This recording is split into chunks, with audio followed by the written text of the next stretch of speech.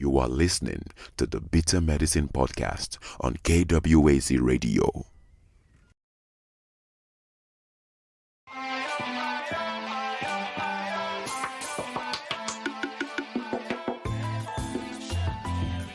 Welcome to the Bitter Medicine Podcast, where it's all about Black empowerment.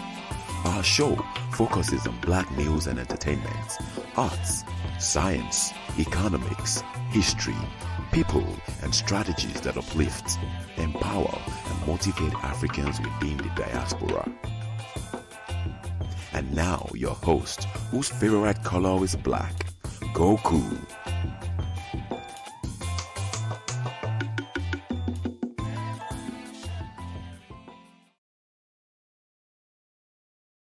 Welcome back to the Bitter Medicine Podcast. I am your host, Koku, here delivering another new episode of the Bitter Medicine Podcast. Before I get into this reading tonight, I want to remind you guys that I recently did an interview on the Harsh Reality Podcast. Make sure you guys tune in and check that out. Also want to remind you guys that we have a Discord server. The main focus of the server really is to build this African-centered curriculum. But we do other things on there too. You could join as a curriculum writer, or you could join as a fan of the show. Come through, check out a lot of the channels that we have, a lot of the bookshelves that we have with free PDFs of books you might like to read. We have a lot of channels on cryptocurrency and investing, and a lot of off-topic stuff too. But make sure, if you want to be down, come through.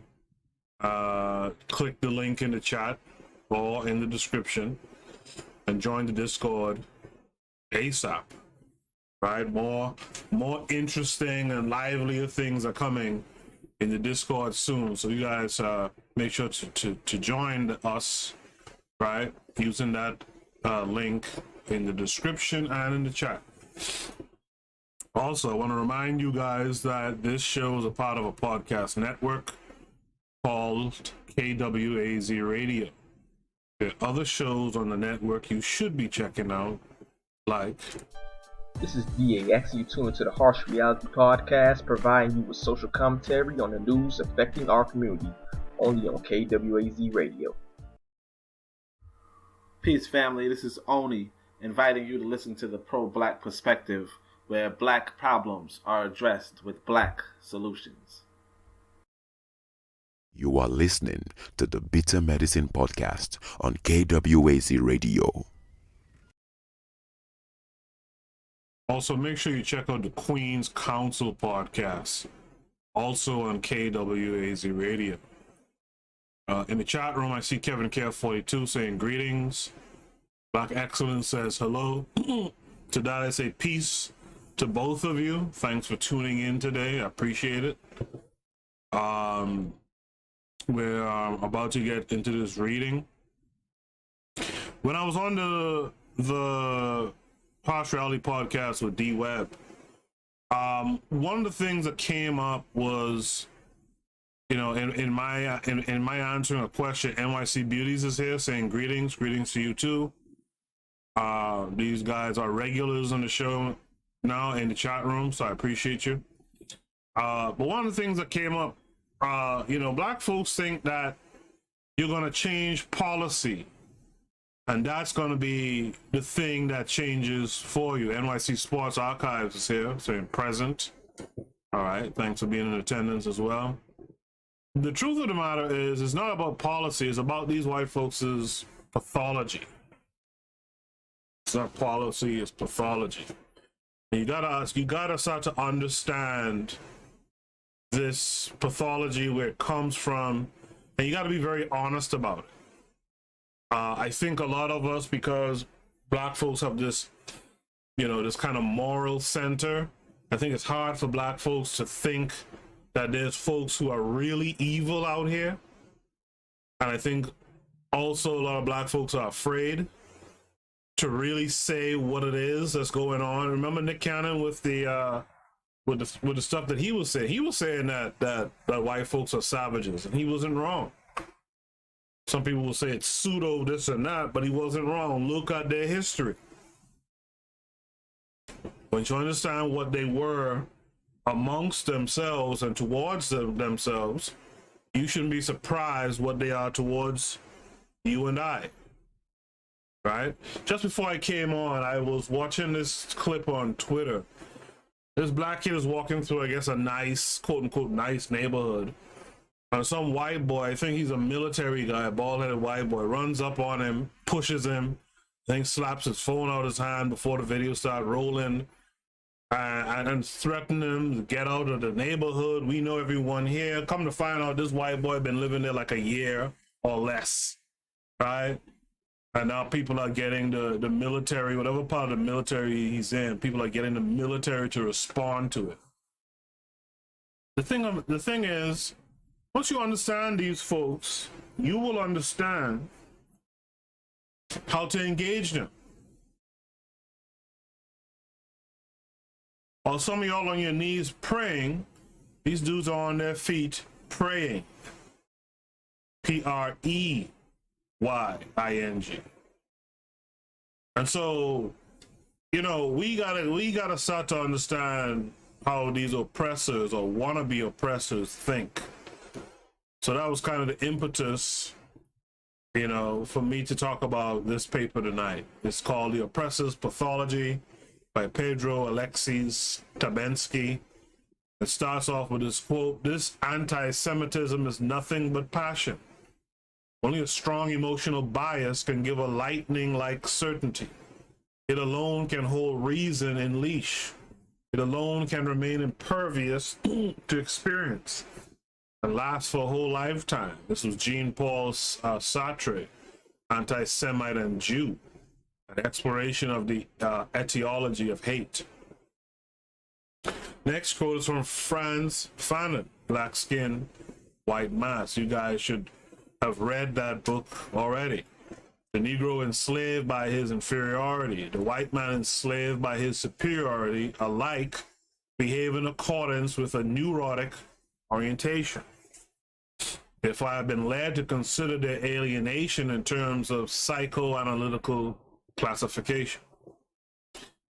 Next quote is from Frantz Fanon as well, from Black Skin, White Mass. "I believe that the fact of the juxtaposition of the white and the black races has created a massive psycho-existential complex. I hope to analyze it, to destroy it. This book is a clinical study. Those who recognize themselves in it, I think, will have made a step forward. I seriously hope to persuade my brother, whether black or white, to tear off with all his strength the shameful livery put together by centuries of incomprehension." Well, you know I already don't like that black and white brother stuff, so we'll just scoot past that to the abstract.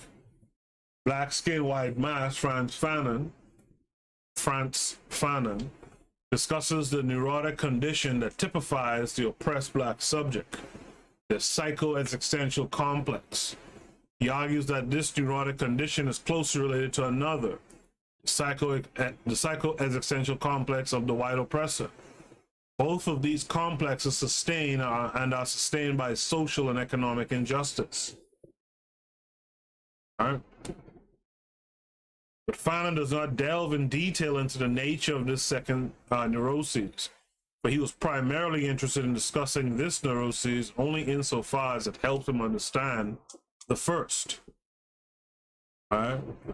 My aim in this paper is to provide an account of the white neuroses and why it should be understood literally as a neurotic condition. Typical white oppressors, not solely those who are militantly committed to oppressing others, are alienated from the world and from themselves, making their behavior seem like that of soulless dogs, to use J.M. Coetzee's image from Age of Iron.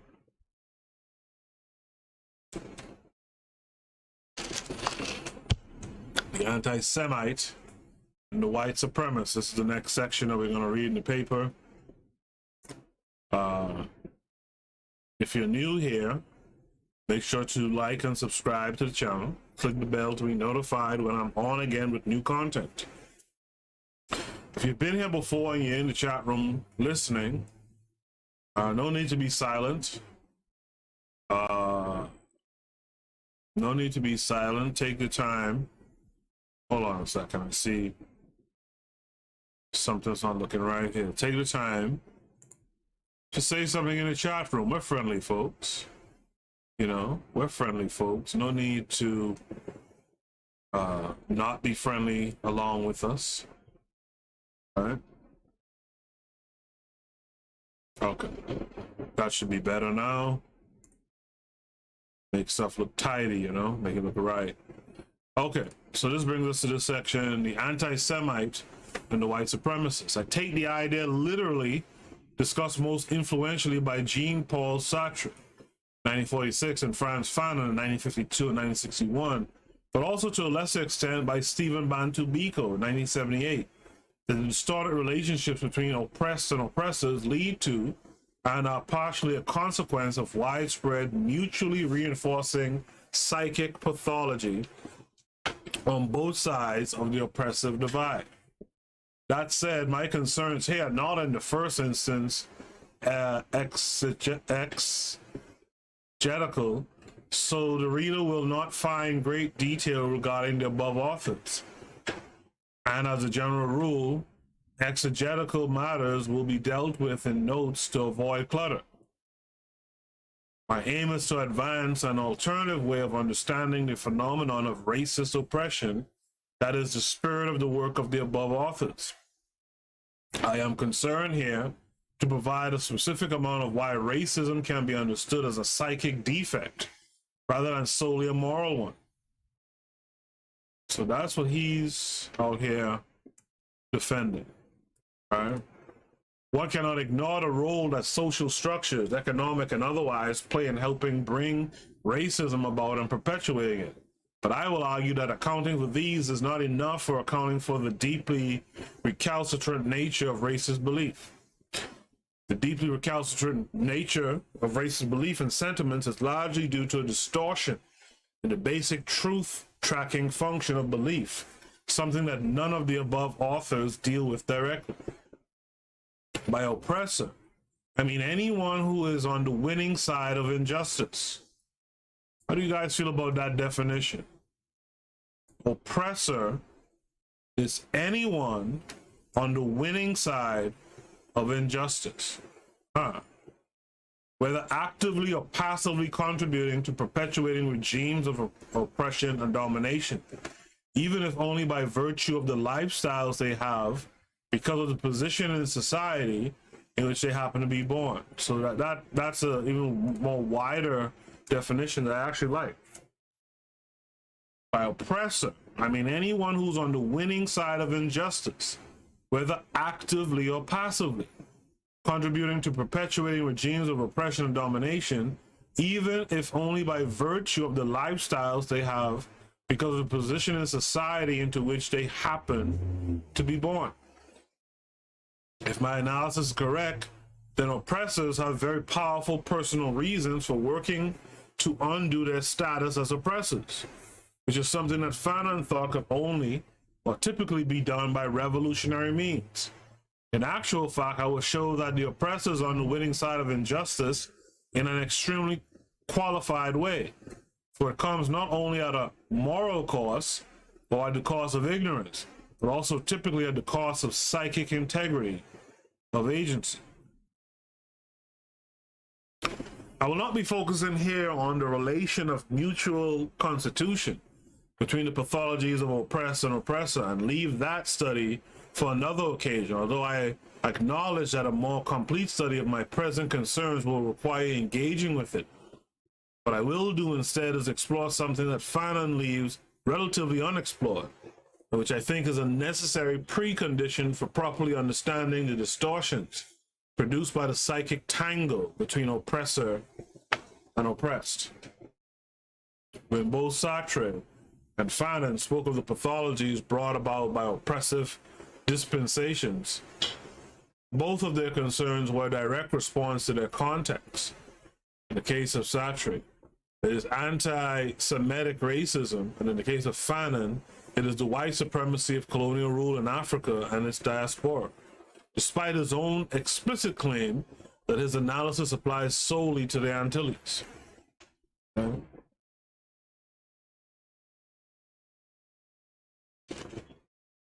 Fanon was from Montserrat. Was from Montserrat? I think Montserrat, right?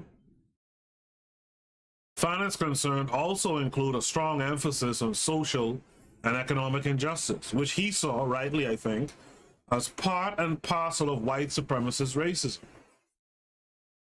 Creating the conditions for the natives, quote-unquote natives, to suffer the indignity of poverty requires that those who set up the conditions do not regard them as fully human. It is, of course, easier to see a group as subhuman, if they and the land they inhabit are seen through the lens of greed. We, all of us, and not just oppressors, tend to be quite good at inventing for ourselves convenient fabrications, fantasies, that will make some of our base desires seem as virtues to us. This has the function of warding off psychic pain brought about by the clash between the oppressor's conscience, informed by a common morality, as I will further discuss below, and the violence fueled in the first instance by greed.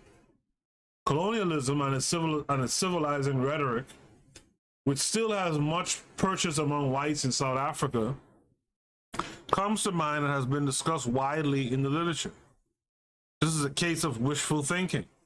Wishful thinking is normally harmless and is often beneficial.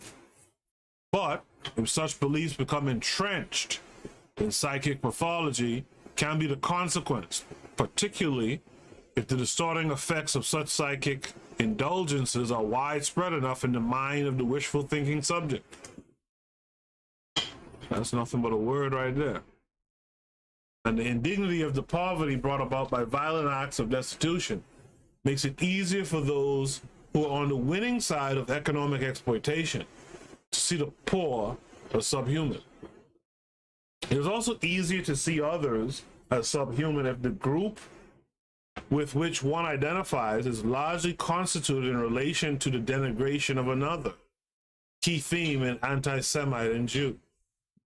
Relatedly, being immersed in a culture of racism also clearly helps. We are, after all, creatures of our time and place. We see the world through the lens of our historical location, and the habits of mind and body that help constitute this lens tend not to go simply with changes at the level of the conscious, rational mind. It is also true that racist cultures tend to be more inward-looking than others that are less racist. One of the things that dubious bonds of solidarity afford us is a kind of confirmation of that which can clearly be seen not to be the case if one's back is not turned away from the world.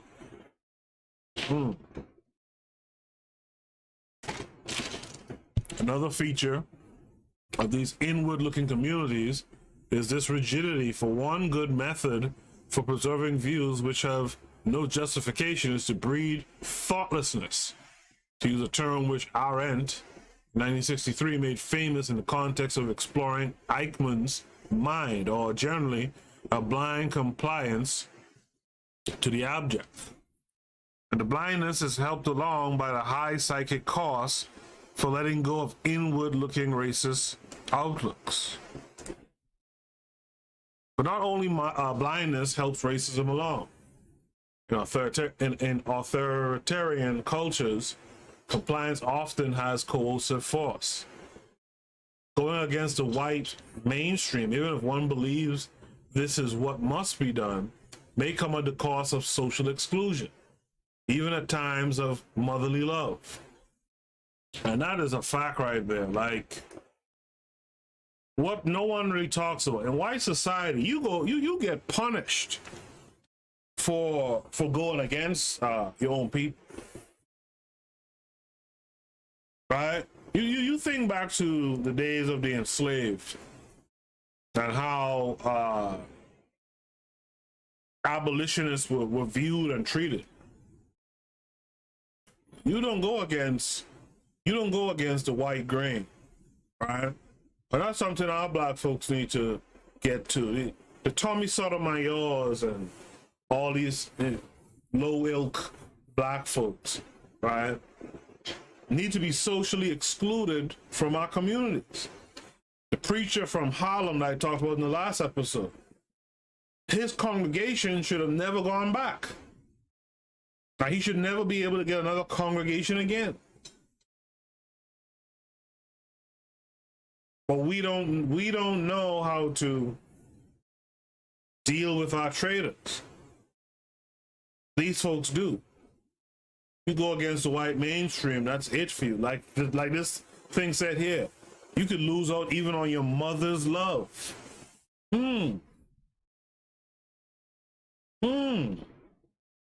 To continue, shame becomes the cost of acceptance into the community, and two of the alternatives open to those who have chosen the path of shame rather than social exclusion is either to live with the pain or to repress. And not surprisingly, shame was widespread during apartheid South Africa and Jim Crow. My background concern is with the legacy of white colonialism in South Africa and the economic injustice that it helped sustain. My central concern is with the pathology of the side of the racist oppressor that is, I contend, one of the key factors allowing for the perpetuation of social injustice in South Africa today. It helps account for the widespread lack of concern exhibited by the white elites for the plight of millions living broken, dreamless lives.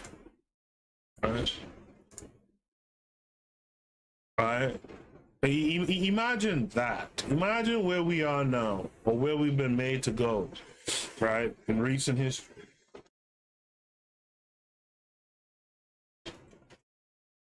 To end up living these broken lives, dreamless, right? And then, you know, as Bobby E. Wright would say, and Amos Wilson, you know, then we wonder about these suicide rates amongst like young black men and stuff like that. It's wild. The problem I will be focused on is not solely about having false beliefs or deeply entrenched belief expressing bad habits rooted in an unholy social milieu. The central problem, which allows us literally to refer to racism typically as a psychic defect rather than solely a moral or social one, with the basic truth tracking function of beliefs is compromised in the case of prototypical racist beliefs. Rather than primarily tracking truth, racist beliefs paradigmatically serve the pragmatic function of keeping psychic pain at bay and contributing deceptively to the subject's sense of well-being. This is a function that a subject of necessity cannot be aware of given that believing requires believing to be true, rather than, for instance, believing because not doing so will bring about deep distress and ultimately a breakdown in mode of living. This is why some contradictions lead to psychic split. One cannot believe explicitly that both A and not A are true.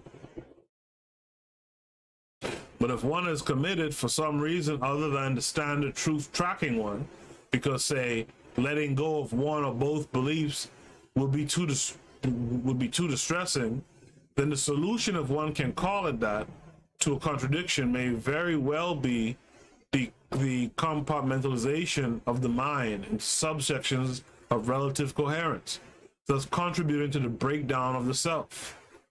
Because beliefs form part of patterns of belief, belief held for pragmatic reasons will send distorting ripples of meaning throughout the patterns of belief, thus not only alienating racist subjects from themselves, but also from reality. Paradigmatically, racist subjects are guided by psychic forces that are largely out of their sights and out of their control, meaning that their agency is compromised. They are, for this reason, slaves of passion, guided largely by protective mechanism that block them from being able properly to understand the distorting protective function of their racist beliefs. The shift in the nature of belief is what accounts for the uncanny sense that one gets when talking to a paradigmatic racist, similar to the feeling one gets when talking to religious fundamentalists or the paranoid delusional. There is that there is nobody there doing the talking.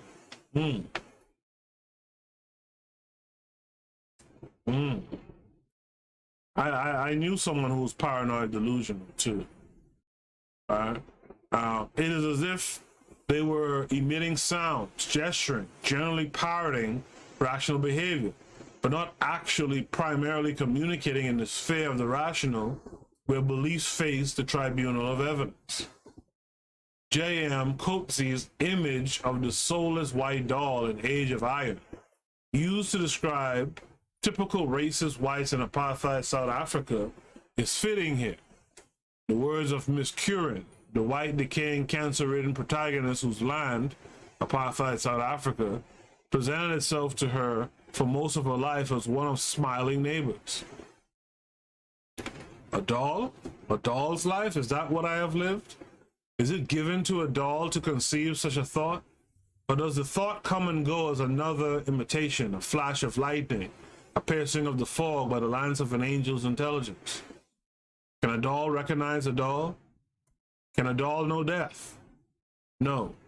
Dolls grow, they acquire speech and gait, they preambulate the world, they age, they wither, they perish, they are wheeled into the fire or buried into the earth. But they do not die. They exist forever. In that moment of petrified surprise prior to all recollection, when a life is taken away, a life not theirs, but in whose place they are left behind as a token. Their knowing a knowledge without substance, without worldly weight, like a doll's head itself, empty, airy, as they themselves are not babies for the ideas of babies, more round, more pink, more blank, and blue-eyed than a baby could ever be. Living not life, but the idea of life, mortal, undying, like all ideas. So this brings us to a section called White Neurosis and Common Morality. Let me check in with the chat room. Chat room was doing some stuff. Let's see.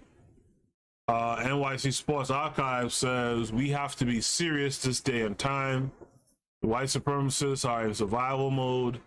Their backs are to the wall and they are exploding outwards. If the naive among us still want to hang around them, they're surely going to pay with their life. That's on them. It's too late at this point.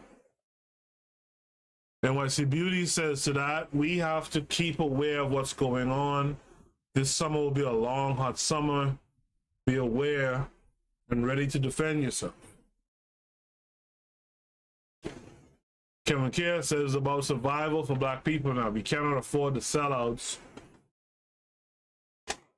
bad wenches, and traitors. They're cannon fodder at this point. Kevin Kerr 42 says to me that Dogecoin just hit 20 cents. Wow.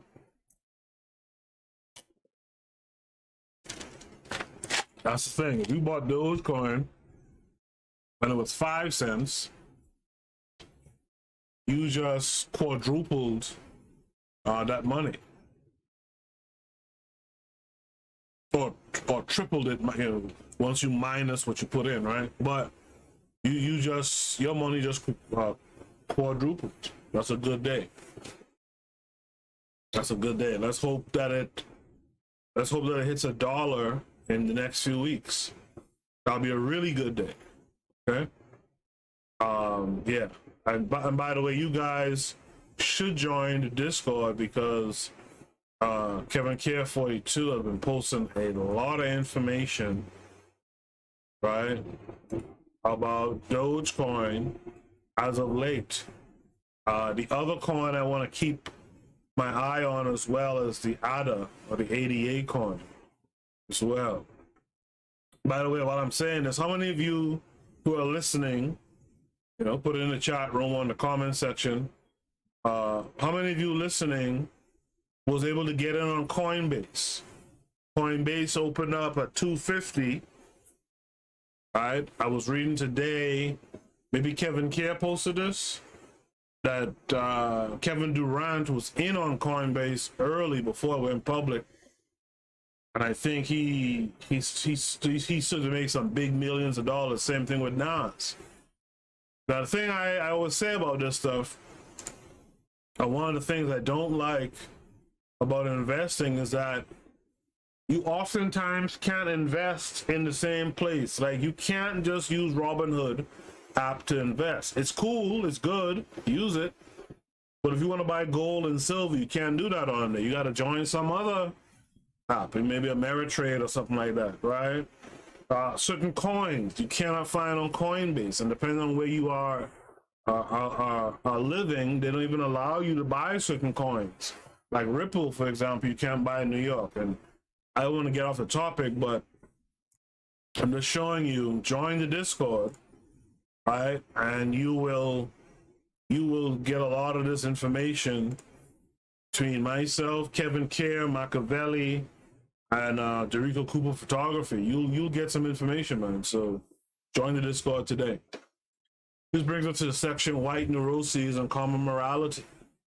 Key feature of the Sada Fanon tradition is its focus on the manner in which the dynamic of oppressor and oppressor creates widespread psychological damage on both sides of the oppressive divide, typically making both oppressor and oppressed into psychological cripples. All right. Let's see where he goes with this. I kind of don't like how that's written. Don't tell me because I'm oppressed, I'm causing this asshole who's oppressing me some problems. All right? But let's see where he goes with this. The damage is produced on both sides of the divide by the specific nature of the relationship between them. This is, of course, a general claim which is not necessarily threatened by the existence of specific counterexamples. And there are gradients of damage found in both populations. For instance, ignorance, particularly of the sort that does not involve psychic repression, among the oppressor class may play a role in some instances in keeping neuroses at bay, especially, but certainly not always, when there is a great geographical distance from sites of oppression. But paradigmatically, yet not exclusively, those who are the healthiest on both sides and who are not afforded the dubious privilege of ignorance that is the trademark of so many oppressors in our current global order, are those who are working against the grain to create the sorts of conditions that will help bring an end to oppression. Fanon and Biko are models of health insofar as they were honest and strong enough to confront their own inner demons and not let the fear of pain distort their minds, turning them into full-blown victims of the neuroses affecting the victims of oppression. They refuse to allow their victimhood to become a feature of who they essentially are. On the oppressor side, the names of Bayers Nord, Albie Sachs, and Ruth First stand out, very actively oppose their condition as members of the class of oppressors. These are people who, with the benefit of inner wisdom and hindsight, would have said that they have lived well, and that they, again confronted with the foe of oppression, they would do it all again. This is not so in the case of the oppressor. With the benefit of wisdom and hindsight, they would wish they could have lived differently. They would see their lives either as substantially defective or largely as failures. And it is the potential of pain fueled by such a realization that partly explains why some epiphanies are so rare. This key asymmetry points to the common morality that defines our common humanity. And this morality plays a key role in deforming the minds of oppressors. For it is they who must find ways of hiding from themselves the immense discrepancy that exists between the moral commitments, our largely shared conscience, and their darker side. Following Donald Davison in 1995, as we have a common rationality which is a condition for agency, so too do we have a common morality, which we all, largely imperfectly, adhere to in our daily transactions with others. In Davidson's words, quote, in our unguarded moments, we all tend to be objectivists about values. We see ourselves as arguing with others to maintain value opposed to ours. In the heat of dispute, it does not seem we are merely trying to bring them to share our goals. We are convinced that we are right and they are wrong. Not just in the sense that our values are better than theirs or more enlightened, but that we are objectively correct and they are not. We assume and assert that our judgments of what is good, right, or just are true, and that those who disagree with us hold false views. These are our unguarded moments. On second thought, we are apt to grant that others may be entitled to their own opinions as we are of ours. Judgments of value are not. Judgments of values are not. We generously allow objectively true or false. Okay, that makes sense. Though some values may be admirable or despicable, we may even be brought to feel ashamed of speaking and acting as though we thought there were truths about the right and the worthwhile.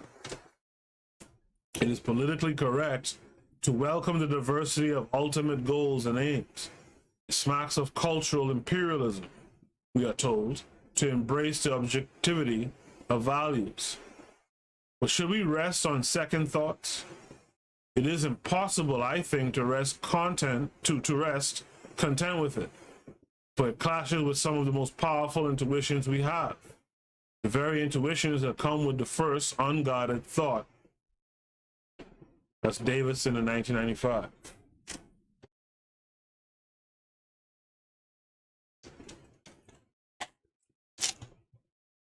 This common ethic is the source of the psychic pain that the white supremacists, those benefiting economically from the white supremacist order, independently of whether or not they are explicit racists, wishes to avoid by means of the commonplace psychological mechanisms responsible for repression.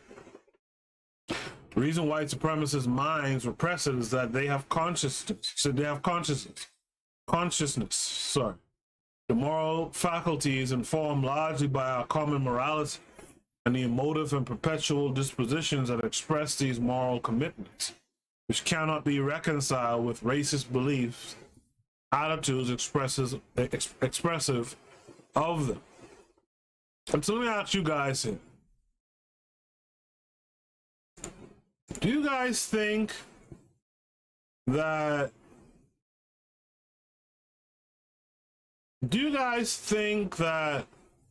these so-called white supremacists have a moral conscience? One that they have to repress? Damn it. One that they have to repress?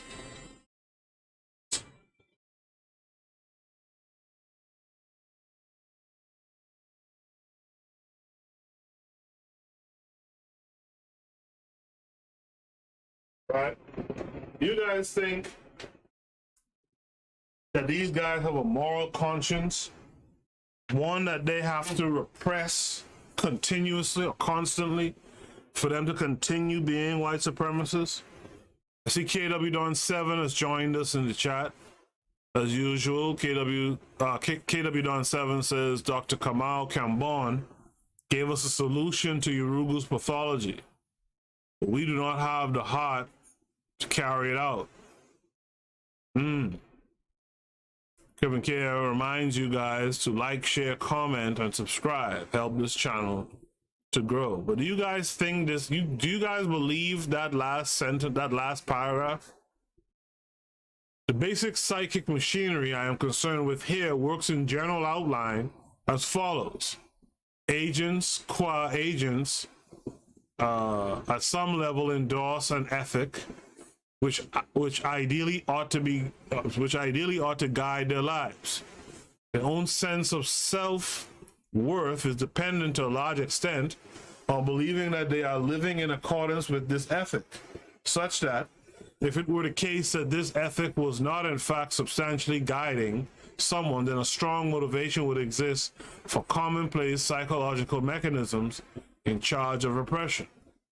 Those that Amelie O'Rourke describes as, quote, generic standard issue, deeply rooted functional psychological mechanisms to do the work of keeping psychic pain at bay and increasing satisfaction at the cost of psychic split, of a partial or not so partial breakdown of the self. Psychic splits are related to a shift in the function of belief, for the pragmatic function of belief must be hidden from the subject, causing splits between motivation, protection from psychic pain, and increase in satisfaction, and the ethical views we all largely share by virtue of being creatures with beliefs. You know, I don't want to be reading a paper that sympathizes with white supremacists now, right? When, for instance, in contemporary South Africa, a white person is unable to see a full human being in a black person. We are not paradigmatically merely in the presence of someone with deeply false beliefs and attitudes expressive of them, although clearly false beliefs and correlative attitudes are involved. If it were so that merely false beliefs and relevant attitudes were involved, then they would not be as recalcitrant as they are in actuality. Although they may certainly be difficult to get rid of, especially given the social context of racism, which perpetually reinforces such beliefs and attitudes. Healthy subjects who have false beliefs can change their minds with relative ease in the face of countervailing evidence, even in the face of social pressures. In South Africa, there are many, although far fewer than there should be, white subjects living with inexplicitly manifest guilt, including the pain that is constitutive of it, and working with some success to rid themselves of the habits of mind and body that they have inherited. Although a complete elimination of racist habits can typically be expected only once the social conditions that replicate deeply entrenched habits are transformed.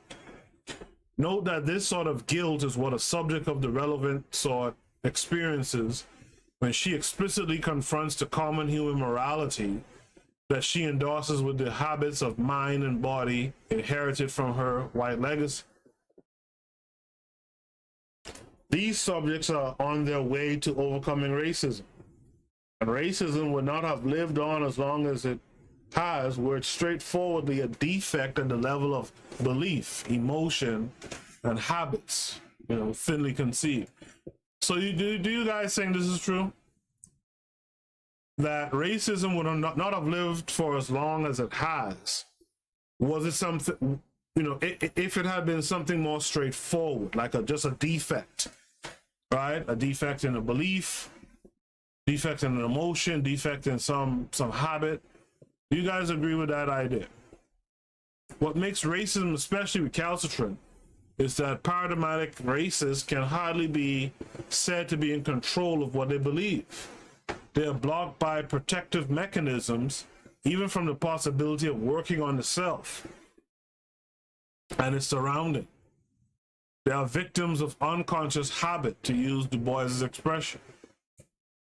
Well, I will say there's truth to that, because I would say that their bullshit is cultural, right? I would say that they don't have really a moral compass because their culture doesn't have it. And culture being transmitted, right, from one generation to the next, they don't pass on morality or codes of morality, right? What is striking about white supremacist orders is that typical racist subjects are not like those who are working for change. They are more like, although typically less militant than, subjects responsible for outbursts of the following sort, full of passion and a burning desire to put a stop to the conversation.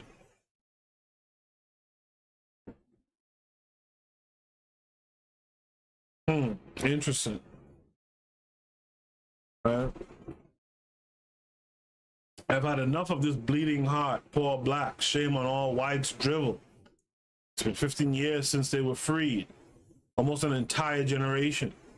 Whites have because they work. Blacks don't have because instead of working, they dance around protesting, breaking what was given to them. It's easier to sit back and demand free water, free food, free healthcare, free housing, free transport.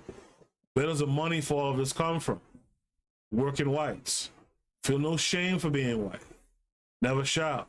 Because as hard as the ANC and the South African blacks are working at destroying this country, know that it is me and my people that are still holding it up. There's no other chain of thought to why I shouldn't feel shame.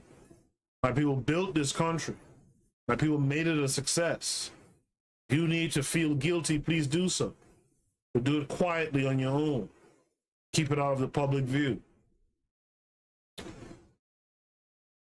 What do you guys feel when you hear that or read that statement from one of these European savages in South Africa? What do you hear and or feel when you hear that statement? I'll read your comments in a section, in a second. So, this is not the outburst of someone interested in the first in the first instance in having views that accord with the facts. Although, of course, insofar as the subject is expressing beliefs, he or she must believe at a conscious level that what is being expressed does not indeed accord with what is the case. The author of this passage is making every effort to block off reality with convenient fantasies and other protective devices. Quote, my people built this country. My people made it a success. End of quote. And quote, it is easier to sit back and demand. The ANC and the South African blacks are working on destroying this country. The subject, for instance, is selectively choosing evidence in order to justify the story and using rhetorical devices such as the sarcastic allusion to freedom and strong vocabulary which clearly express the idea that the views expressed must not be challenged. Views expressed must not be challenged. And that's how white folks, that's how these Europeans operate. Right? The aim here is, among other things, to put a stop to further potential inquiry regarding the hell that apartheid was to most black people, thus tainting the story that, if correct, would entail the absurd conclusion that black people should be thankful for apartheid. But the absurdity of the story, which probably gains in credibility in the subject's partly shut eyes, insofar as it is widely endorsed by the subject's immediate circle, and it latches onto the standard civilizing rhetoric of white nationalists, shows that, in fact, author of the passage lives in fear of the prospect of shame that a full realization would bring. The author is alienated from him or herself and from reality. Subconscious mechanisms are responsible for the selection of beliefs, and the key purpose of this selection is no longer, in the first instance, to track truth. Rather, the key is the hidden pragmatic motive of protection from a realization which is too painful for the subject to bear. The fear of pain is related to the fear of an epiphany that would force the subject to reevaluate his or her life, perhaps to see his or her present life largely as a failure. See, the reality is that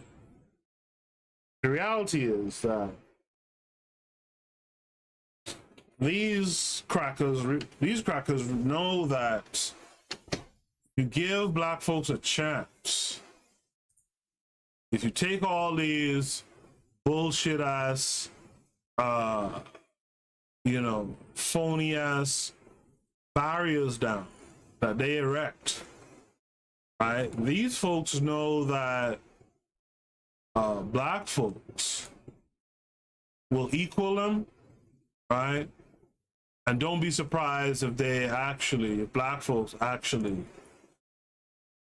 surpass them, right?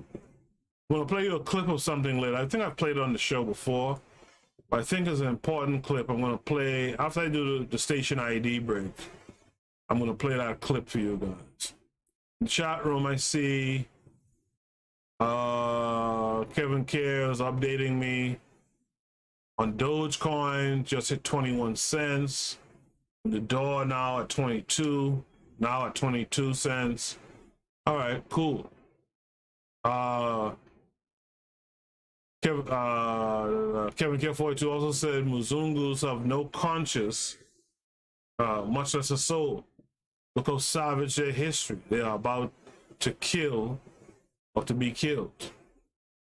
KW 7 says, outside of maintaining domination, Yurugu doesn't have a moral compass when engaging with other groups.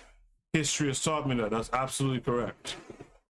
Kevin Care 42 said, the arrogance of these boys, talking about the man in that paragraph there, talking about they built this country and all this old shit. Dorico Cooper Photography is with us. He says, peace, family. Peace to you too, Dorico. Good to see you.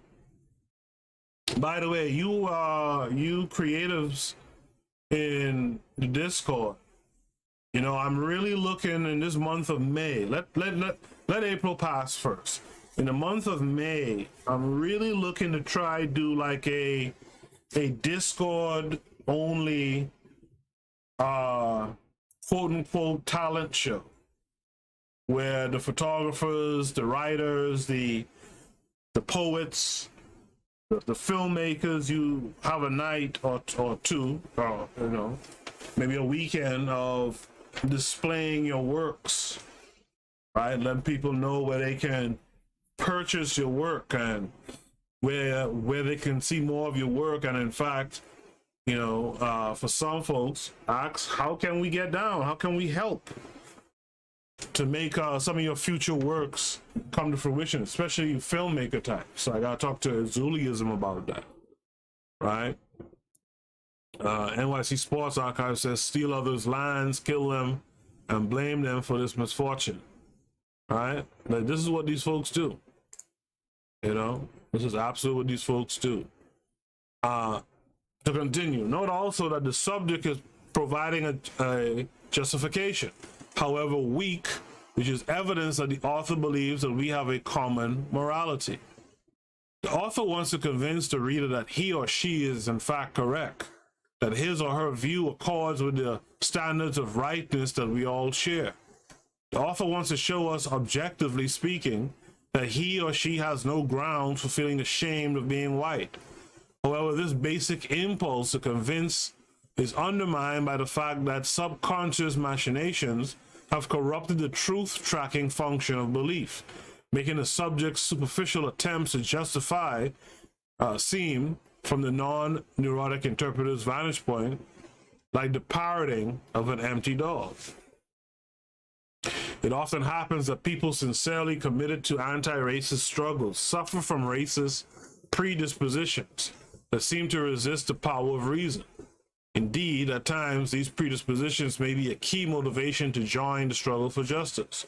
But at least some of these racists, unlike the ones that are most properly called racist exemplified, rather extremely, by the author of the above quoted passage, are best described as the victims of bad habits, relatively thinly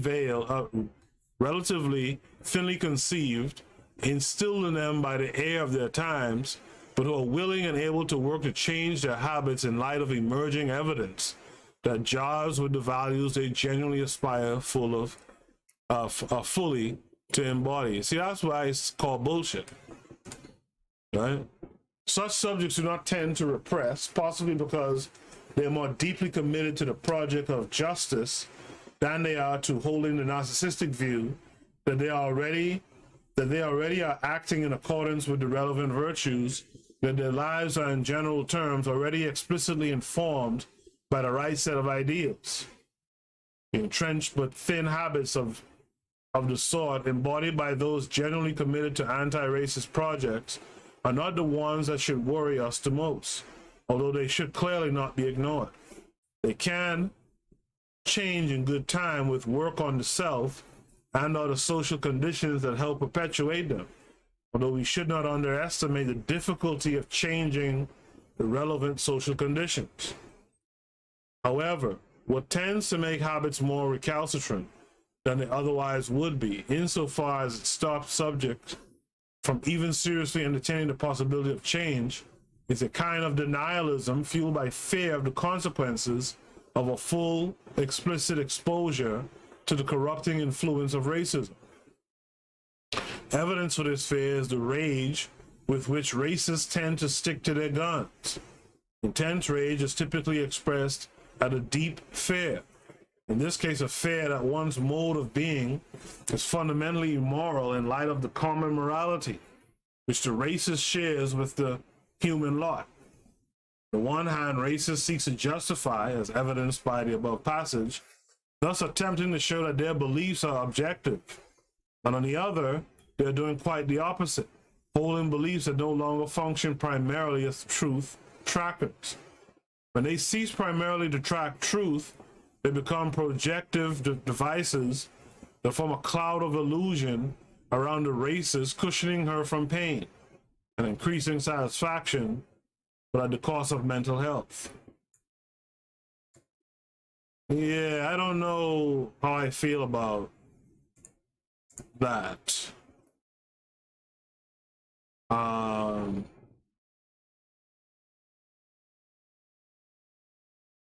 In the chat room, Kevin K has given us a ticker tape update on Dogecoin, apparently. It's 24 cents now. Wow. Kevin K said I doubled my money. Yeah. If you bought at, if you doubled your money means that you bought at like around 11 cents, right? I bought some in at 6. In fact, I bought a good number at 6 cents, 6 and 7 cents. So let's see where it goes. KW7 says Azania would have been free if they fought to death and ran the Boers out of the country and recaptured the land and economy. I agree. I agree. NYC Sports Archive says them Boers are just $5 Africans. Kevin Kerr says it's 26 cents now. KW7 says instead they were conned by the release of Mandela, went for the Truth and Reconciliation Commission, where Yuru could confess their crimes and not be held accountable. They still hold the economy and the land. You know, I'll be honest with you guys, and some people wouldn't like to hear me say this, but on some levels, we have to question our collective intelligence. Because we have to question, why do we fall for the same con game over and over? And again, I know some people are going to be offended by what I just said. But we have to question our collective intelligence. Are our leaders, you know, at the time of what KW7 is talking about, right? Are our thinkers so dumb that you just went and did some truth and reconciliation bullshit where you allow folks to openly confess to the atrocities that they carried out, but there's no punishment involved, and you feel good about them just acknowledging? See, and that's the problem with black folks too. We're just cool to be acknowledged.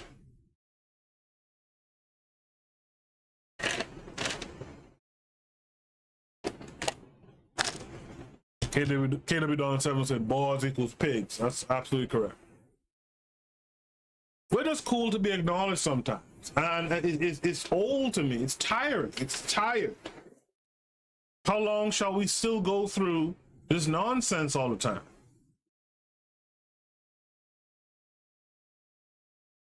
You know, we see the same thing with black folks right now. Right now, in Minneapolis, I think it was, black guy, I guess, was stopped at a traffic stop. One of these Boers, you know what I mean. One of these Boers pulls him over and claims that they're pulling out their taser. The taser dude pulls out their actual gun, shoots the brother in the chest, kills him. First thing the police chief comes out and does is talk about it was an accident. It was an accidental killing. And why is the chief doing that? Because they know that black folks will be cool with you just acknowledging that you did some bullshit. Like Kevin Care42 just said, Negroes just want a pat on the head. Let's forgive while the Muzungu winds his leg to kick you in the ass again. I mean, that's what we do.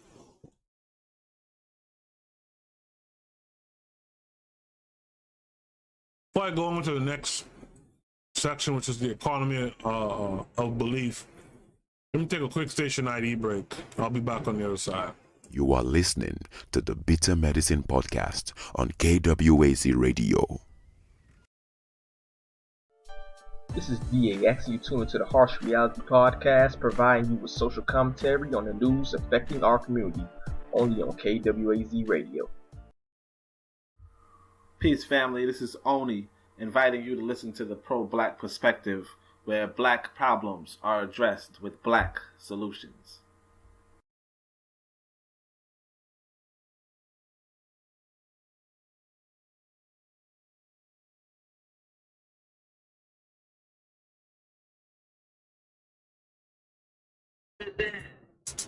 The president of our university, our college, just have to go to your back door.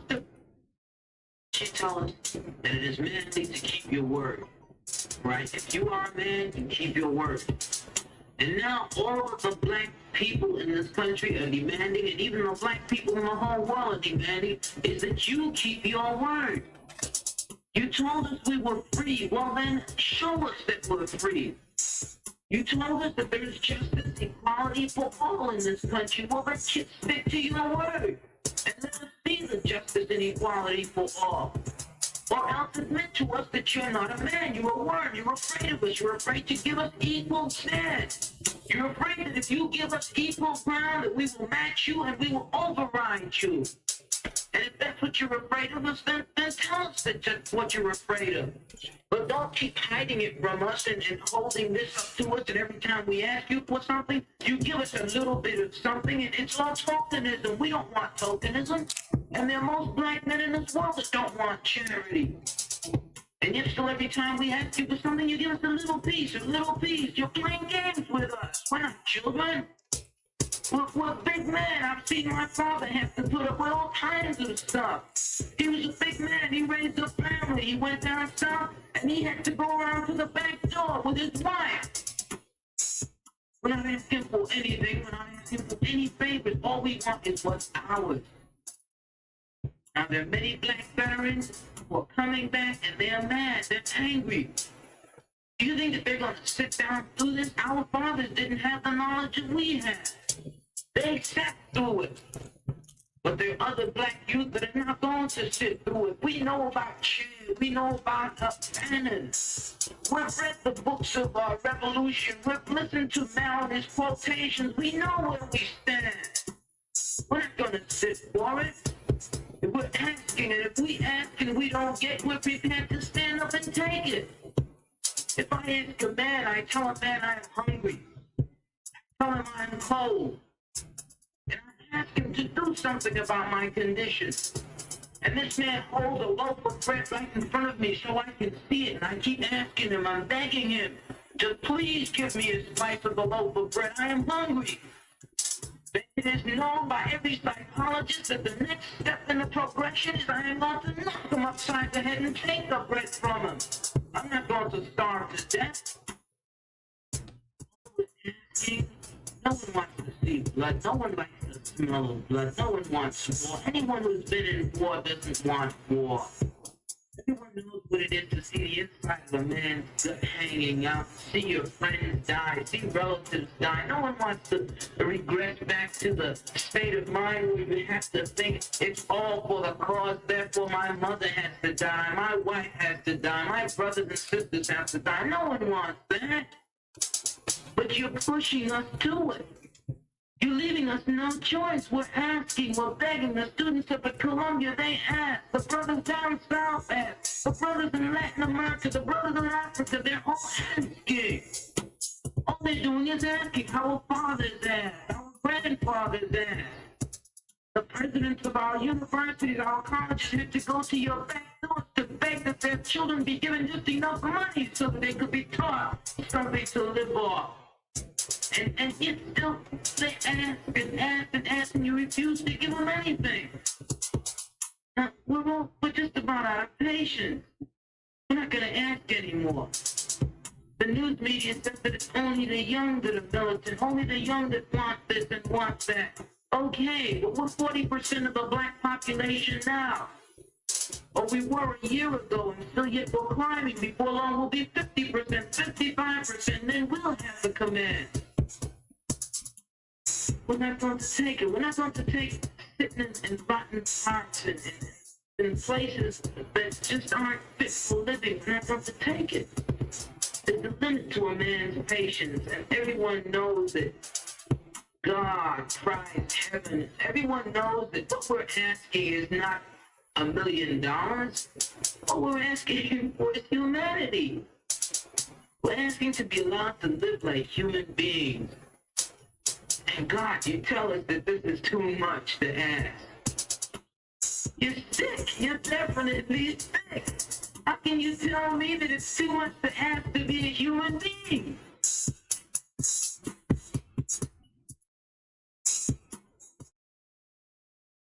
That was Ahmed Lawrence. Make sure you guys can hear me. That was Ahmed Lawrence speaking. A young black Vietnam war vet explaining to a white interviewer why he was so angry about the political and racial situation in the U.S. What he intends to do about it. This was 1968, by the way. My question to you guys who listen to that, do you see the relation between that clip and what we're reading about right now? Do you have an issue with what the gentleman was talking about in that video? You know, one issue I have is just asking for stuff all the time, right? But what are your thoughts on his words? I'm sure you guys have seen or heard that clip before. What are your beliefs on that clip? In the chat room, KW7 says Wouter Basson, who was in charge of secret chemical and biological warfare project, is still able to practice medicine today, which is wild to me. You guys look up Wouter Basson and get an understanding what kind of fella he was or is. Kevin K42 says the Muzungus are very fearful of a repeat of last summer. They know that eventually they will lose everything. What happened last summer again? NYC Sports Archive says white supremacists are nothing more than demons. Wherever they go, they cause problems, disease, wars, famine, and death follows. Right? But one of the things I like with the brother in that clip I played, he said, you guys are sick. This brings us to the economy of belief. There is an economy of belief. We assign value to beliefs and only part company with them when we come to realize that the cost of holding them is greater than the cost of letting them go. But there's more than one currency with which we purchase beliefs. There is the explicit rational currency, and there is the pragmatic currency of psychic pain, avoidance, or the promotion of pleasure or satisfaction. And we can request the services of a good interpreter who has a subtle understanding of the intricacies of the human spirit to ascertain which sort of currency is being used as a measure of value by a given subject, for only an interpreter and not the subject of interpretation will be able to come up with an adequate interpretation, unless the subject was unless the subject was on the way to finding a cure to his or her condition. The last claim is an important one, for it points to one of the great problems with racism. Typical racist subjects are those who are of necessity alienated from themselves.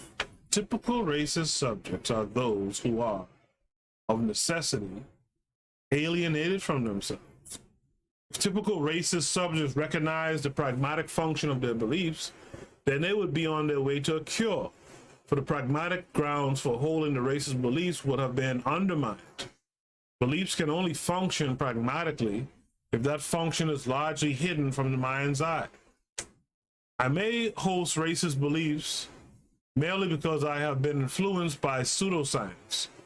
But if I am committed to racist beliefs purely because of this, then my racism would be relatively short-lived. For there is very little evidence indeed in support of such a science, and evidence against it is plentiful and easy to stumble upon in the daily basis of living.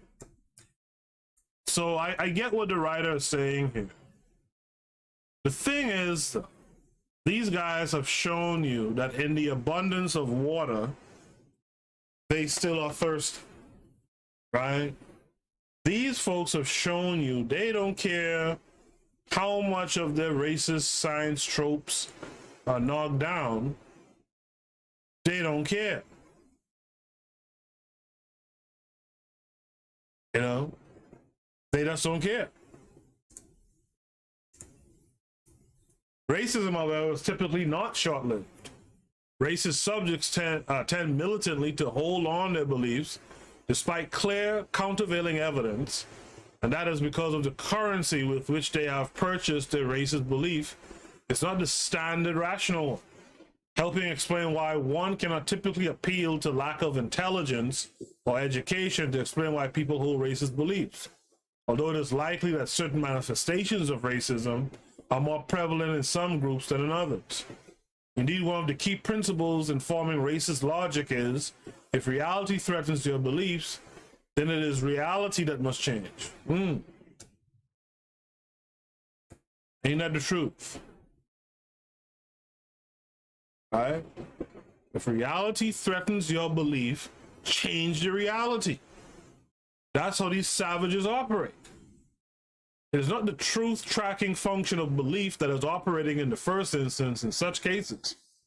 The truth tracking function must operate to some extent, as holding beliefs require that subjects holding them believe that they are in the business of tracking truth. People can't knowingly inform their lives with false beliefs, nor can they knowingly and militantly defend beliefs they explicitly know to be false. So one must explain deviant behavior of the sort being explored in relation to mechanisms that distort the basic truth tracking function of belief, if we are to explain how it is that some people hold on to their beliefs that unambiguously fly in the face of evidence. You know, I've talked about this to a certain extent in past shows, right? These Europeans knew better than the foolishness they talked in order to amp themselves up to go into the continent and you know, into Africa and enslave her children. They knew better, but they had to change the reality. They knew where Greeks got their philosophy from, or philosophy from, but that reality wouldn't work with what they were trying to perpetrate. Yeah. So they had to change the reality. There's sayings that the Roman Church had to hide all their, you know, their iconographs that were black and repaint them white and all kind of stuff like that. They know better.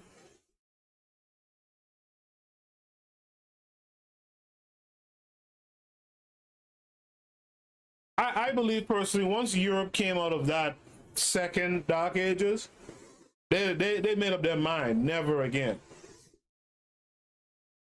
And I hope that when we come out of our current Dark Age, I really hope that we have the mindset and the balls to say, never again.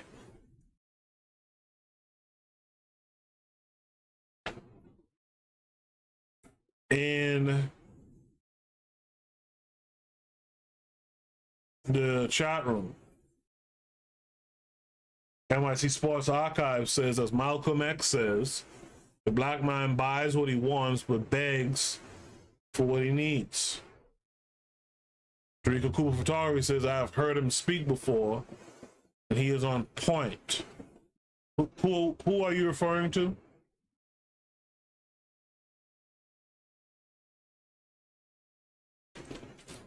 KW7 says, you cannot ask for freedom or power. They must be taken. That's just fundamental. Regal Cooper Photography says the chat is on point. Yeah, the chat is usually on point. Anytime you see Kevin Care 42 and KW Don 7 and there's times where we have the pro-black perspective in here and active, you know, we can't go wrong in the chat. Kevin Care 42 says white supremacy is very expensive to maintain. It's but so much at this point they can maintain. KW Don 7 says there are thousands of books hidden in the basement of the Vatican. All right, Eureka Cooper echoes what I just said, never again. Eureka Cooper Photography says, oh, he's talking about the Army veteran we are listening to. Okay. Right, the Army veteran that I just played a second ago, right? Yeah, I mean, we gotta get to it, man. To continue, there's a kind of unmoving rigidity in the races, which helps account for why they so often seem like soulless dogs. The reason beliefs of this sort seem so expensive to those who refuse to part company with them must be explained in terms of mechanisms that trump the truth tracking function of belief. But this cannot happen at the level of conscious rationale thought, for as I have said, we are the source of creatures who cannot knowingly hold falsehoods. Simplifications of phenomena may be an exception, but these convenient falsehoods are just that because they help us keep track of what we take to be the case. This is one good reason for seeking an alternative explanation for why given recalcitrant beliefs are indeed recalcitrant. Racist beliefs are typically held not so much because of the rational cost of changing them, but rather because the psychic cost of change is very high.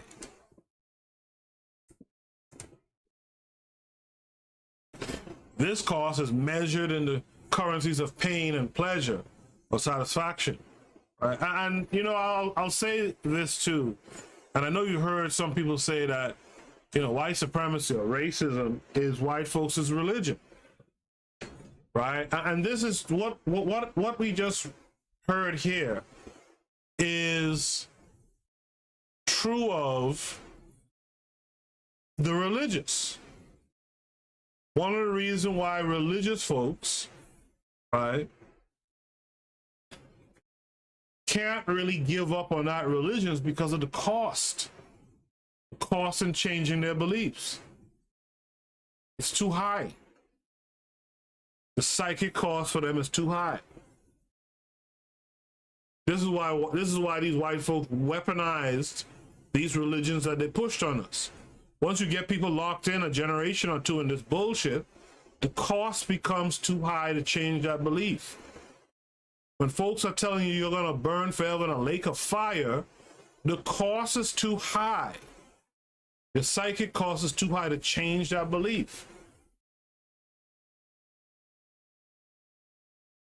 But I'm going to tell you this, you're not going into those beliefs and changing them from the inside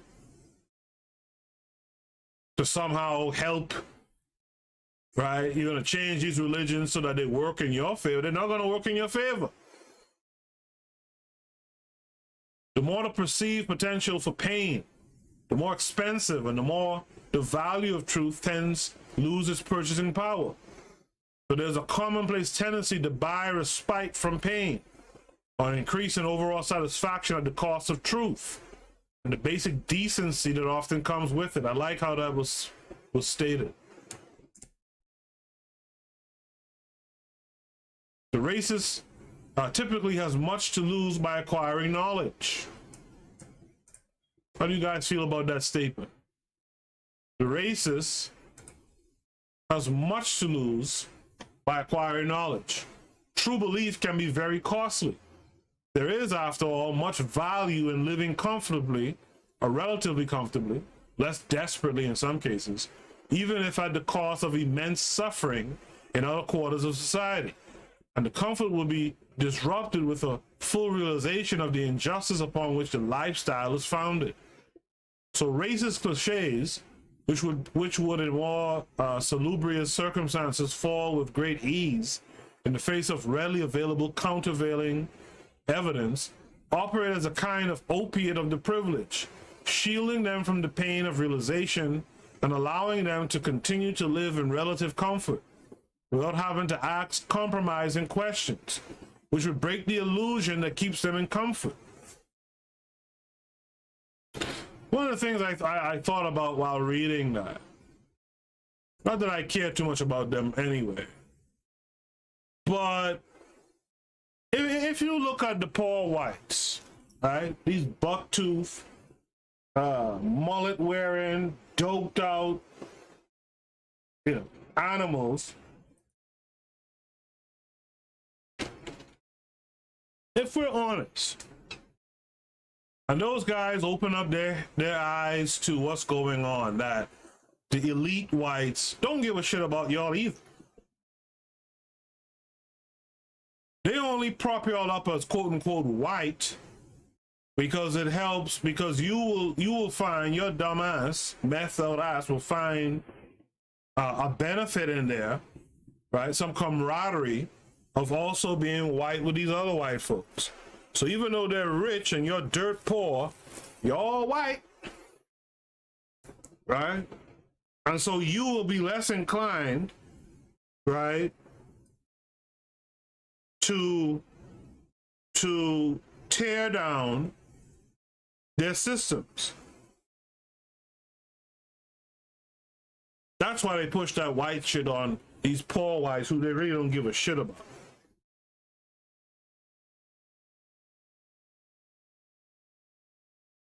Let me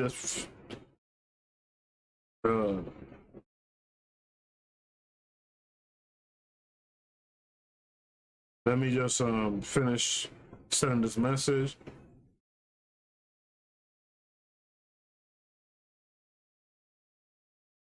So, that's the whole deal with that, right? In the chat room, Kevin K42 says white supremacy is for zealots. Exactly. Right? And the poor tend to be zealots. I want y'all to peep that. The poor, who have very little going on in this world, tend to be zealots. Kevin K42 also says when the racists acquire knowledge, the light is shone on their shortcoming. The more you tell a lie, the bigger it becomes. He also says the politicians in the United States gaslight these savages. Absolutely. Absolutely.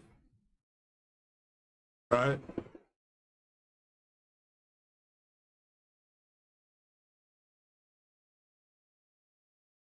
Absolutely. Right? Dorico Cooper Photography says, your grandma is not going to stand for a church that displays a black Jesus with dreads. We can't use the current religious structures to elevate spirituality. The masses have bought the lie. Unfortunately, the masses have bought the lie. Right? And you're correct. You can't change these religions. That's a fool's errand. You have to get out of them. and get back to your own inborn, innate African spirituality if you're going to do anything to continue.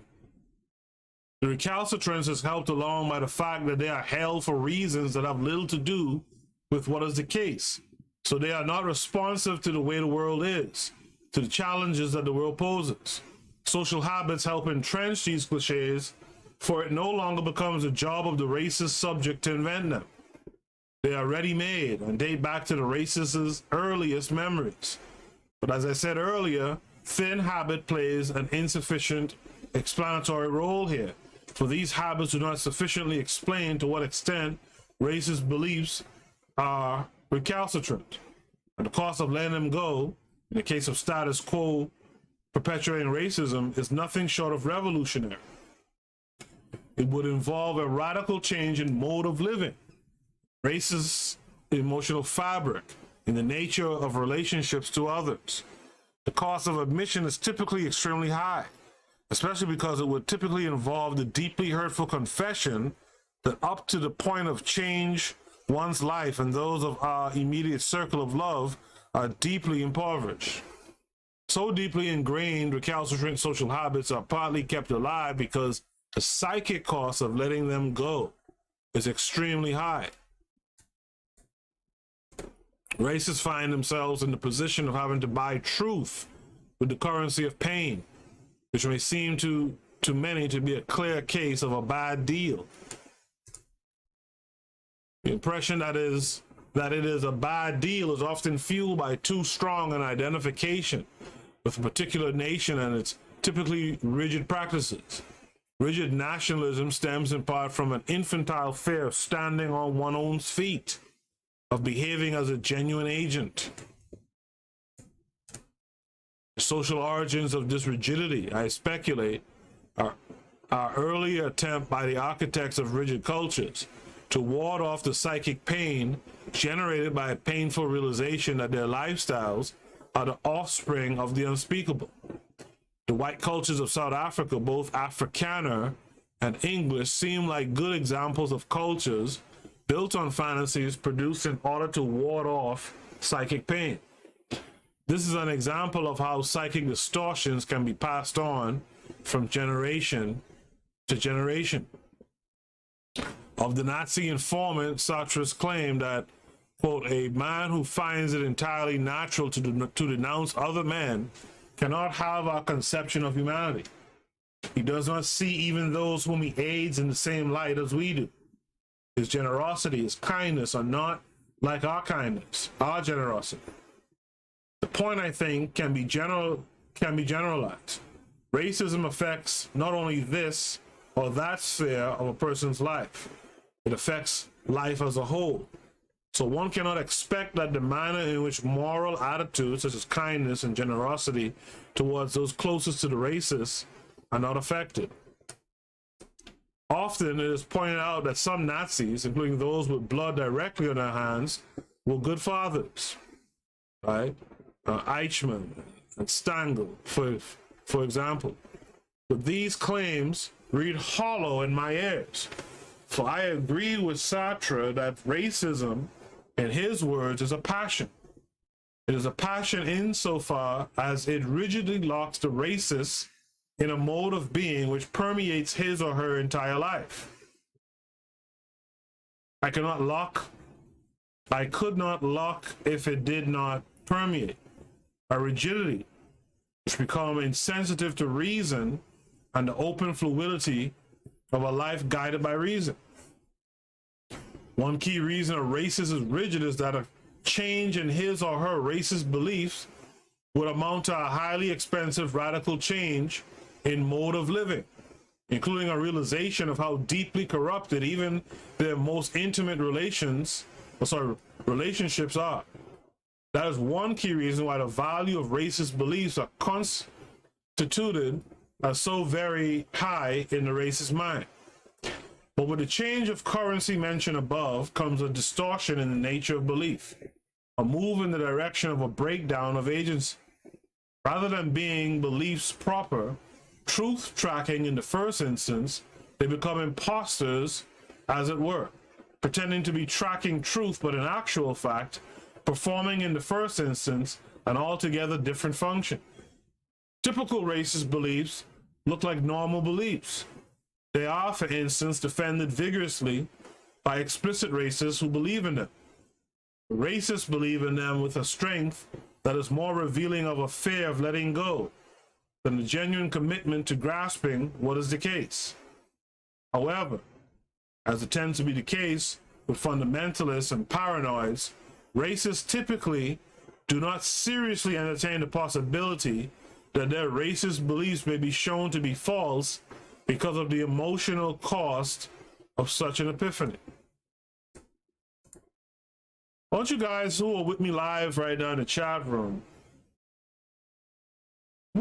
what do you guys really feel about this cost structure to epiphany? Is that the foolishness that you're on doesn't make sense? Like, how does that resonate with you guys? Well, this idea that deep down the racists know better, right? But to live in that truth, in the truth of knowing better, will create too much pain for them. They'll have to give up their grandmother, their grandpa. They'll have to distance themselves, their friends, guys who they go to the gun range with, who they pop bottles with, right? Women that they screw, right? Do you guys believe that this is the case? Why you don't have folks who rebuke this oppressor's religion, so to speak, this white supremacy? Do you guys believe that's the case? Let me know what you think. I'll read your comments in the chat room, live on air. Their racist beliefs are typically taken to be unfalsifiable in their eyes. It needs something like a priori truths, and they are unfalsifiable in the racist eyes because, largely unbeknownst to racists, except perhaps in fleeting moments, they're not really committed in the first instance to their truth.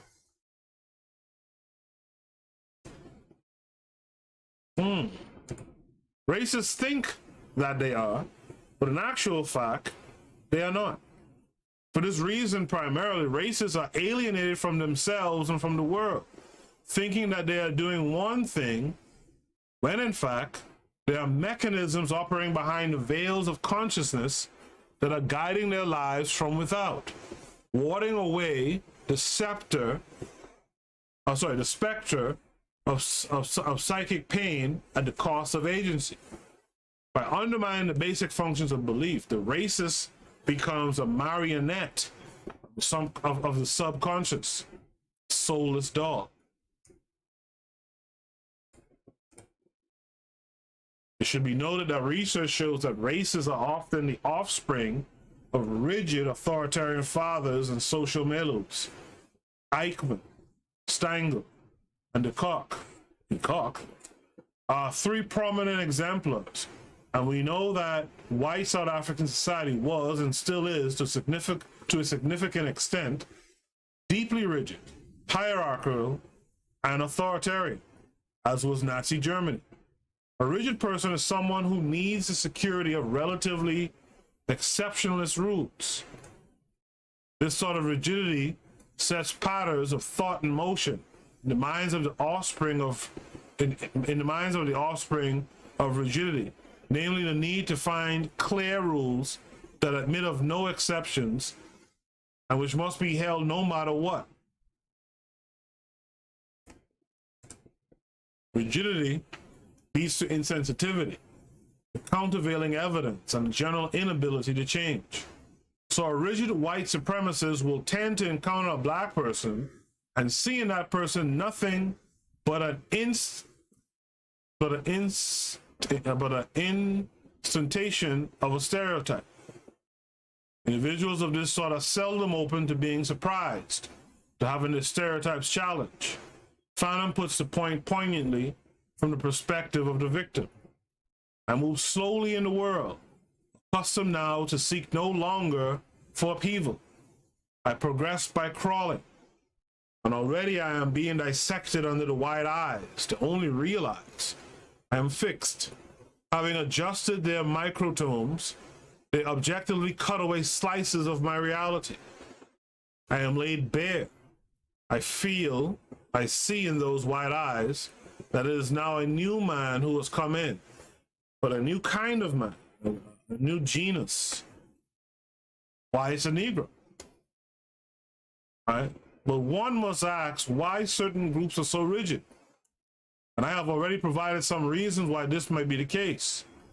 Authoritarian rigidity plays a protective function. White supremacist apartheid, with all its rigid authoritarianism, had much to hide from itself, so the pressure was there for unconscious mechanisms to do their distorting protective work at the cost of the rigidity that comes with the breakdown of the basic function of belief. And the basic forces responsible for the breakdown of agency are largely alive and well in contemporary South Africa. So it's not surprising that racism is still producing psychological cripples in vast numbers on the side of the privileged. And that's the paper. You guys buy what Pedro Alexis Tabensky is selling.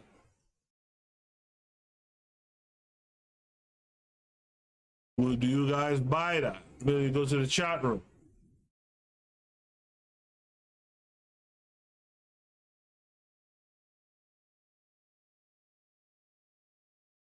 Kevin Care 42 says the Muslims think they are getting their 21 virgins. Isn't it 42? Isn't it 42 virgins? And the white supremacists think they're going to Valhalla.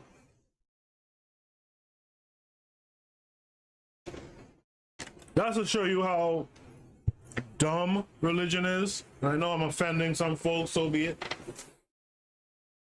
Let me tell y'all something. As a man,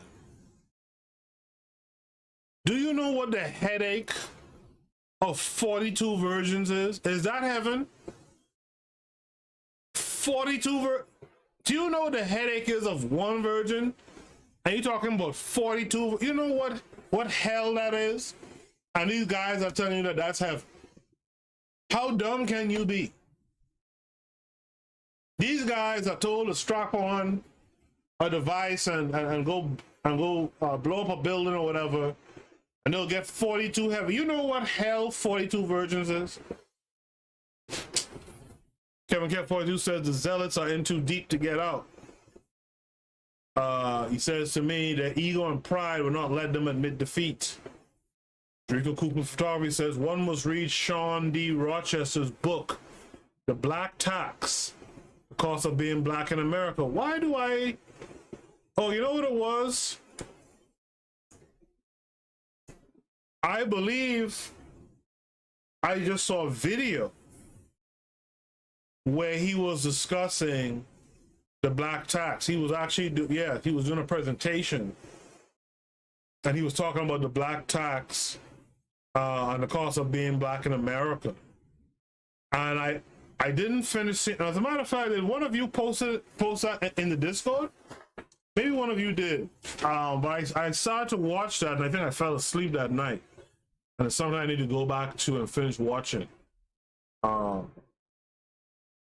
NYC Sports Archives says to Kevin Care 42, there is perception and then the reality waiting to kick you in the villas or the bullets. The Rico Cool Photography says some know the truth, others just don't know or know to the degree that they should. Most don't possess the empathy to care. That's fire right there. So we must develop our own power base regardless of what they do or not do. And that is the fire that I like that comes in the chat room. That's absolutely it. I get the paper and what they're saying. Okay, cool. But at the end of the day, we ain't got time to worry about. Well, do they know? Or maybe they don't know, or maybe they don't know enough. We ain't got time to be trying to get them up to speed. We just gotta work in silence and build our shit, get our power game together. At the start of the year, I talked about 3 markets.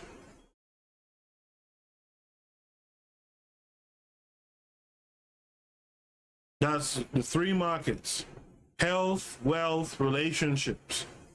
I told you I'm committed to that this year and going forward. I hope you guys are committed to it too. As Kevin Kerr just pointed out, Dogecoin is now at 27 cents. That's wild. Well, I did read something recently that said that these alternative coins, these altcoins, they have a season. There's a point where Bitcoin starts to plateau, and when Bitcoin plateaus, these other coins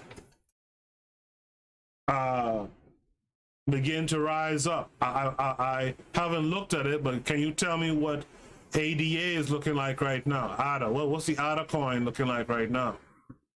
All right. And what's Coinbase looking like right now too? It opened at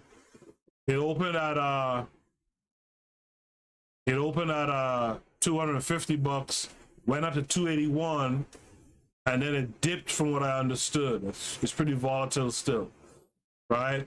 Rico Cooper Photography is hitting fire again. That is 42 women on the same cycle, if they all live under one roof. So not only do you have to get it past the 42 virginities, God, I mean, just thinking about that makes my stomach tight, right? But now all these fuckers are on their cycle at the same time. And y'all believe in this shit? Is it 72 version? I thought it was 42. Oh yeah, you know, maybe you're right. Maybe it's 72 version. Either way, it's bad business. All right. Cardano is at 146. Okay. Coin closed at 322. God damn. So I know that shot up to like 281, but it closed today at 322. Yeah, okay. Good to know. Thanks for that. Yeah, that's the thing, man. Folks who are listening, man, a part of this oppressor pathology that you better understand is you better go get your money up. Get your resources up. You know, and don't give a good damn of if they know, if they don't know, if they kind of know. Have your resources ready, and if one of these folks put their hands on you, send them to the grave. Use your resources to get you through and out of the legal confines, right? Kevin Care 42 says 72 virgins from hell. I mean, just 72 virgins by themselves is hell, right? And folks believe this stuff wholeheartedly. Man, come on. I want to thank all you guys who joined me tonight. I want to thank all of you guys who joined me tonight. We got Kevin Care 42 in the room. Rico Cooper Photography in the room, dropping some real heat in relationship to the topic of the paper. I appreciate that. Of course, KW Don 7 was in the room. NYC Sports Archives was here. Earlier on, pretty sure I saw NYC Beauties was here. Black Excellence was here. You know, so thanks to all of you guys who are here with me tonight.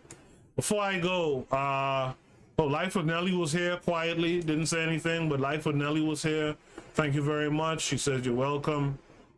Dorico Cooper, before we go, is there any stock tip, cryptocurrency tip that you would like to give us before we exit tonight?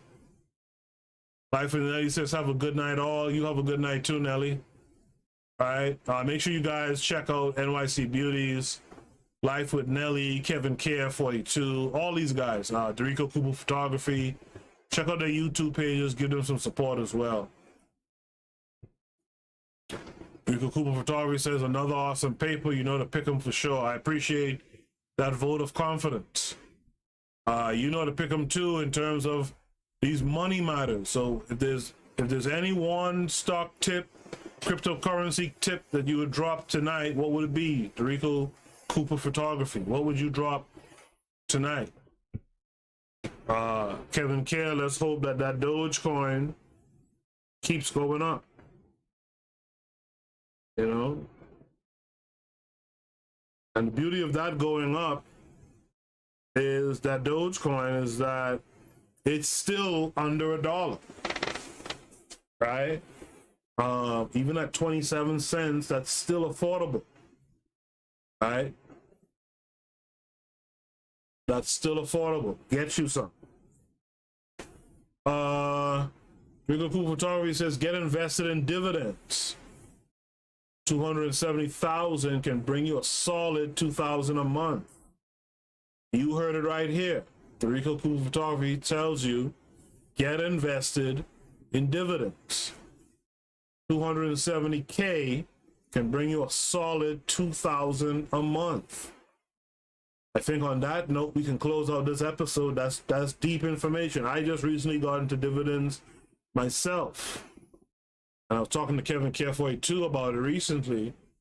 And it's true. I mean, you'll just be sitting down chilling, right? And see you get a couple of dollars, you know, extra a month off of a certain stock dividend, right? So, you know, get into it. I'm looking at my investing on Robinhood right now, and my investing is looking real good. My investing is looking really good, right? My ETFs are looking good. My crypto is looking good, right? Start working on your wealth, right? Start working on your wealth. Kevin Care 42 says, I believe Dogecoin can get to $5 by year's end. Yep, fingers crossed. Rico says, if you do it right, you can get paid every weekday of the year. Every weekday of the year. Wow. Kevin Care says his favorite is YYY, which I just bought some more of yesterday. Rico Cooper said, that's what's up. Kevin Care says, like I always say, get that fuck you money. That's what we need more of amongst our people. We got to be more about getting that FU money, right?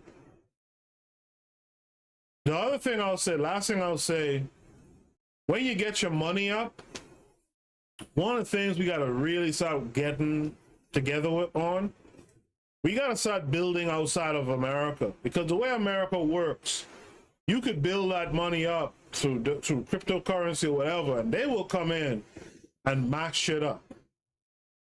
And you want to be careful about that stuff. That's the thing I've been thinking about a lot lately. Once my investing starts to really come up, like how Dorico Cooper talked about that 270K and the dividends it could bring you, I want to be able to start putting that money outside of the country, building in you know, real estate outside of here, you know, and that's something I want everyone to think about too. They can mash your shit up on this soil here in America, and you keep that in mind. Anyway, thanks for joining me tonight. You creatives who are on the Discord, let me know, DM me, let me know when will be a good time next month for you, if you're interested, to showcase your work. All right, we could do little slideshow presentations. We could do a screening of the film by Erzuliism. You guys let me know right? Because I only want to do it if people are going to be active, right? And I'm going to really bring their artwork out, you know, be it their poetry, their movies, whatever it is. I'd like to host that on the Discord, but I'll only do it if you guys show me the interest. All right? Until next time, this has been the Bitter Medicine Podcast. Peace.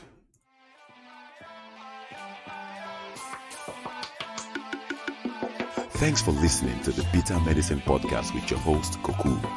If you like what you just heard, we hope you pass along our web address, bittermedicineblogs.com, to your friends and colleagues, and share our show to all your social media. Be sure to check out our archive section on our website for previous podcasts. This has been a KWAZ radio production. Join us next time for another session of the Bitter Medicine Podcast. Follow us on Facebook at Bitter Medicine Show, Twitter, Bitter Meds, Tumblr, Bitter Meds, Instagram, Bitter Medicine.